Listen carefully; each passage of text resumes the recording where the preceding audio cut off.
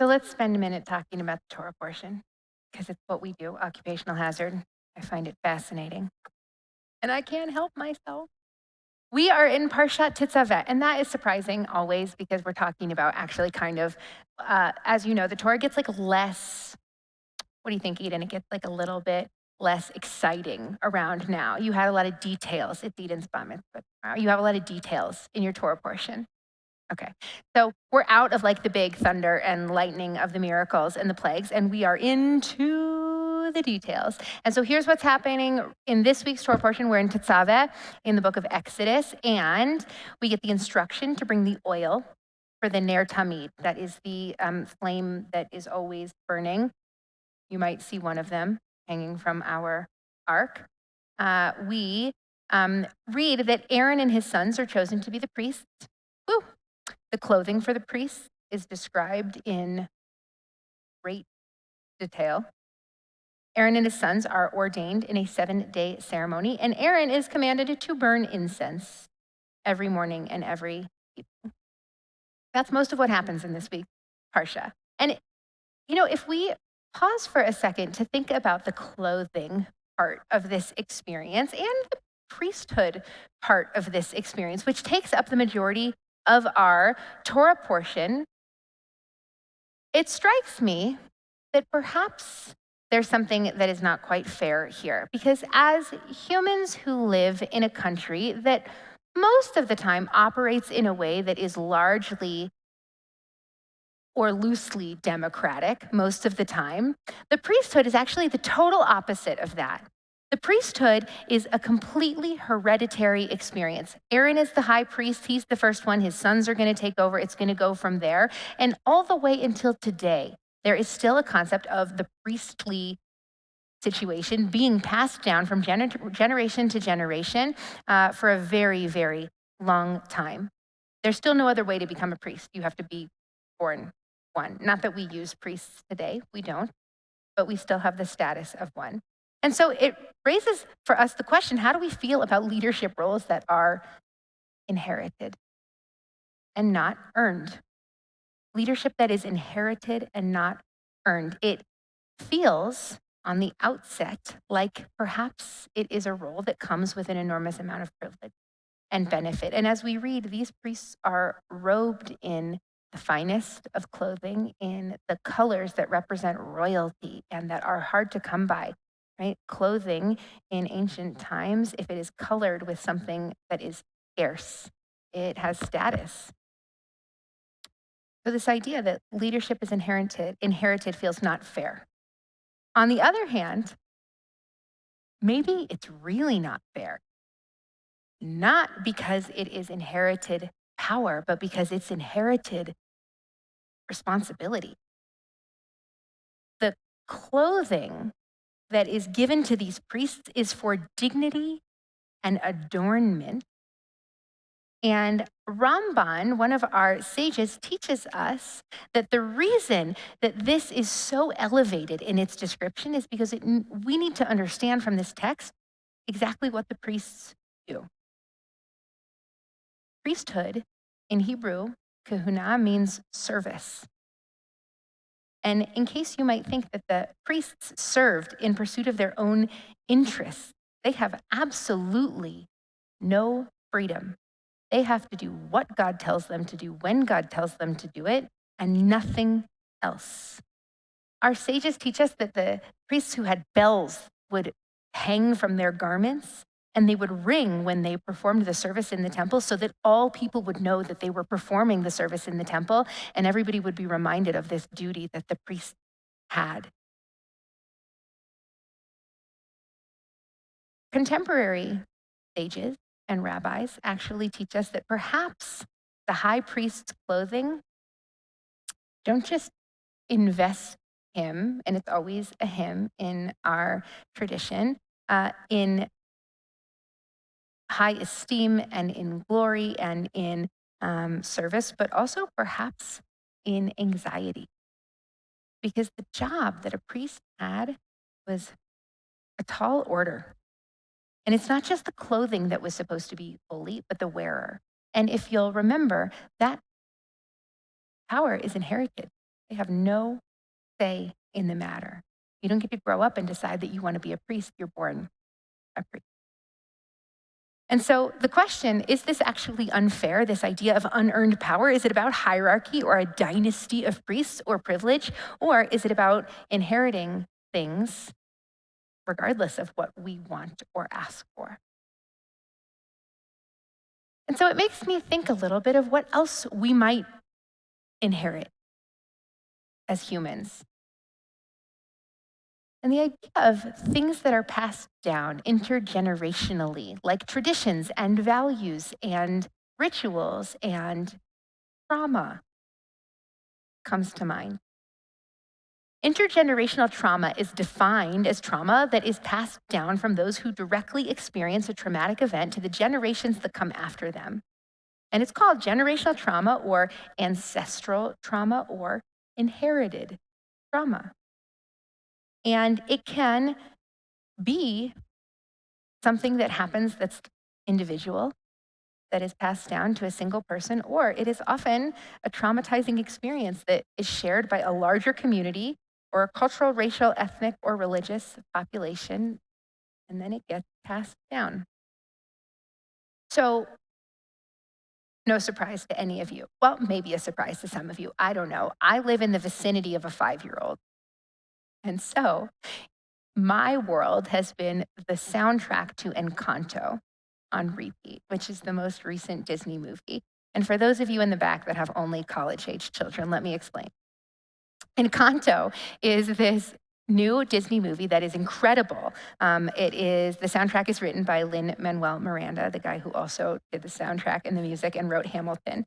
That's sort of the vibe that's there. And in the film, here's the story. There is a grandma, her name is the abuela, and she experienced acute trauma as a young woman. The story takes place in Colombia. And at the beginning of the movie, we see that her husband was murdered in front of her when she was young and in front of their 3 young children, and she was forced to flee her home. And it's a pretty serious topic for all these little kiddos that are watching this, but they're absorbing what's happening and watching how the story unfolds. And what happens is that Abuela is given magic to create a safe haven for her family, and her children grow up and they have children of her own. And as that is happening, Abuela is channeling her enormous pain from this experience into what is a passionate and wild determination to protect her family and keep the magic strong. And her drive is relentless. And sometimes it manifests almost cruelly in the way she talks to her family and the main character, Mirabel, who is the one family member who doesn't have a magical power. That's the main gist of the story. Like every family, there's like the family member we don't talk about. In this case, that's Bruno. The song is actually called We Don't Talk About Bruno, and it literally just this past week replaced Adele as the #1 song on the top 100 list, which Bruno, amazing. And so the family doesn't talk about Bruno. He is the outcast.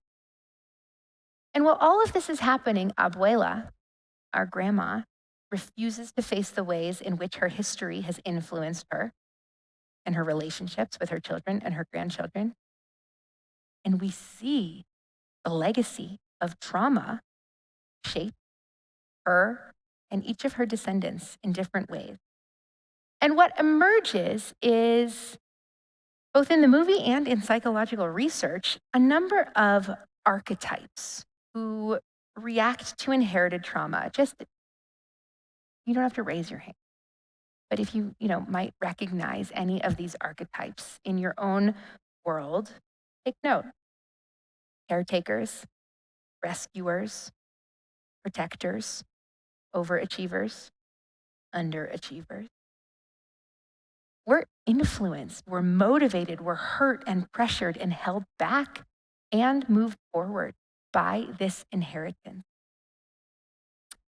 I would venture to say that while Encanto does a really nice job of telling us the story of this incredible family from Colombia, we might be able to see some of our own story in here. Because as Jews, we are also not strangers to inherited and intergenerational trauma. And it turns out that this type of trauma has an enormous impact on mental health, on individual mental health, and it has an enormous impact on the health of family systems. Research shows that intergenerational trauma significantly increases lifetime susceptibility to mental illness, depression, and anxiety being at the forefront. And epigenetic research is revealing that inherited trauma can actually change how our genes are expressed in future generations. That's crazy. It changes our DNA. Intergenerational trauma is rooted, it appears, in neurobiology, which is a really big deal. What are we talking about? We're talking about when our parents and our grandparents go through hard things, individually or as a part of a culture or a people, that changes them. And it changes us. And we don't always stop to think as we are operating in the world about what has changed in our world because of what happened to our parents or grandparents, because often we don't really know. And one of the best examples of this is how my generation, I'm in my 30s, my parents were born after the Holocaust. Their parents were born before the Holocaust. And so my grandparents, while they were in America, lived through it. They saw it. They knew it could happen. They were there watching it happen. So that changed them. And we weren't even a part of it. We were here. But my parents were changed by that. Imagine how much somebody's parents in my generation would be changed if their parents escaped Europe or Nazi Germany. It changes. And it influences the way you parent and the way you understand Judaism and the way you understand what life has given you. And so this month we're participating, Temple Emanuel is participating in Jewish Disability Awareness, Acceptance, and Inclusion Month. And among many other forms of physical and mental illness that we're bringing to the forefront today and tomorrow in our study, I'm also thinking about this on behalf of the priests. I can't help but think about them. Our ancestors who certainly inherited power, but inherited unimaginable amounts of pressure as well. They took on involuntarily the spiritual care of an entire people, one who had been deeply traumatized, first in their slavery, then in their exodus. Now they're wandering through the desert, having known the slavery and the exodus, and the priests are responsible for them. And we can't believe that the trauma didn't follow the people and the priests through the desert. I sometimes imagine and probably believe truly that actually the stories that we tell about the Torah, about the Exodus, about our slavery and our freedom are still inherited trauma. When we look at the world through that lens of we were slaves and now we are free, we can't help but be changed by that for good and for worse. Because it is our inheritance and it is piled onto the many generations and the inheritance that they have passed down in those who have lived in between us, those that were in Egypt and now. Tonight, we're imagining the clothing of the priests, the purple and the gold and the breastplate and the headband and the apron and all of these beautiful things that they have. They are clothed in majesty. And I am imagining them tonight in a way that I never have before. I am thinking of them not through that lens of the unearned dynasty of the priesthood, of the power that they were given, but they did not earn. I am thinking of them with enormous compassion for that burden that they inherited and that they wore on their shoulders, in addition to those beautiful priestly garments. And so, with that in our minds, may we all continue and grow in our ability to see each other with compassion, knowing that we all carry invisible burdens.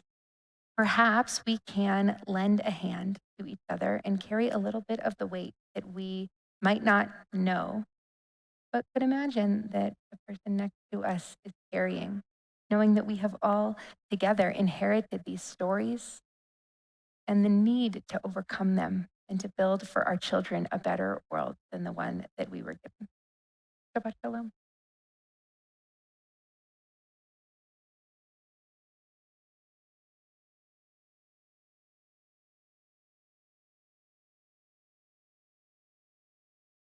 We rise as we are able for the Aleinu.